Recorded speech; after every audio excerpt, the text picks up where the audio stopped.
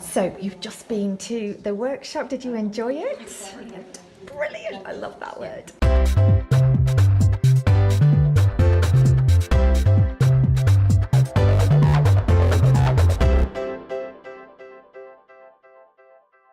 The identity Yeah. and the picture and what's out there in the public eye will actually match the feeling that hits people when they walk through the door.